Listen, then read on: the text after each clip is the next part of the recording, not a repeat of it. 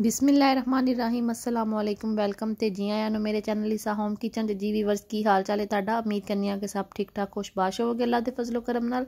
ते अज मैं तुहाडे शेयर करांगी चपली कबाब दी बहुत ही मज़ेदार सी रेसिपी जो कि बहुत ही जल्दी और बहुत मज़ेदार बनते हैं। चलो बनाना शुरू करने आ। बिस्मिल्लाहिर्रहमानिर्रहीम जी। तो सब तो पहला एक बर्तन च मैं पाया चिकन का कीमा, आधा किलो चिकन का कीमा है। मैं घर किया जूसर च छोटा छोटा करके चिकन नूं। और हुणा दे अंदर मैं पावांगी प्याज चॉप किया होया, एक मीडियम साइज़ का प्याज है मैं अच्छी तरह चॉप कर लिया। और हुणा दे अंदर मैं पावांगी बंद गोभी भी मैं अच्छी तरह चॉप कर लिया है, यह भी इदा फुल है बंद गोभी का। और हुणा दे अंदर मैं पावांगी शिमला मिर्च एक छोटे साइज़ की मैं ली है, उन्होंने भी मैं बरीक बरीक चॉप कर लिया।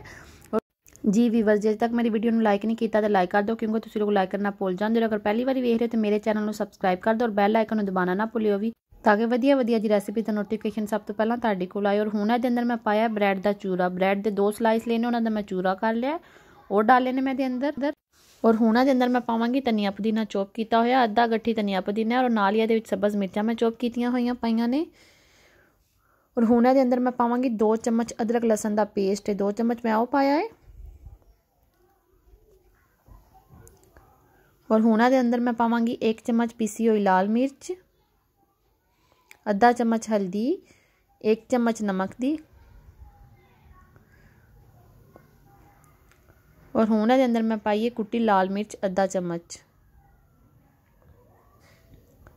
और हुण इहदे अंदर मैं पाया जीरा 1 चम्मच, सुक्का धनिया का पाउडर 1 चम्मच, पीसिया गरम मसाला 1 चम्मच और सुक्का धनिया क्रश करके भी 1 चम्मच पावांगे। और हुण इहदे अंदर मैं पाया एक मीडियम साइज़ का टमाटर चॉप किया होया। और सारियां चीज़ां मैं चंगी तरह मिक्स कर लवांगी। अच्छी तरह सारे मसाले मैं मिक्स करांगी। मसाले ने मिक्स करके मैं आधे घंटे वास्ते फ्रिज च रख देवांगी जी। तो आधा घंटा हो चुका है। और हुण इहदे मैं बनावांगी कबाब गोल गोल।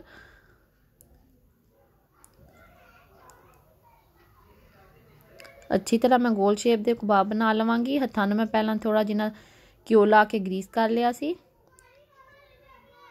और हुण इन्हां नूं मैं तवे के उपर डालांगी। तवे नूं मैं गर्म कर लिया, 1 चम्मच घ्यो पा के, बहुत ज़्यादा घ्यो नहीं पाना है, भी बस हल्का जिन्ना। इन्हां नूं मैं मट्ठी अग ते फ्राई कर लवांगी। मट्ठी अग ते मैं दोनों साइडों तो इन्हां नूं फ्राई कर लवांगी ब्राउन होने तक। बहुत मज़ेदार और जल्दी बन जाते हैं।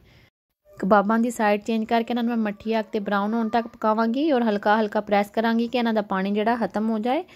बहुत जल्दी और मज़ेदार बनते हैं। और हुण तुहानूं मैं डिश आउट करके दिखानी हाँ कितनी जल्दी साडे कबाब तैयार होए ने। जिन्ने अच्छे देखण च लग रहे हैं खाण च भी उन्ने मज़ेदार और सॉफ्ट बने ने। इस रेसिपी नूं लाजमी ट्राई करियो। रेसिपी चंगी लगी तो वीडियो नूं लाइक और शेयर लाजमी करियो। और अगर पहली बार वेख रहे हो तो मेरे चैनल को सबसक्राइब करियो और बैल आइकन दबाना ना भुलियो भी, ताकि वधिया वधिया जी रेसिपी का नोटिफिकेशन सब तो पहला तुहाडे कोल आए।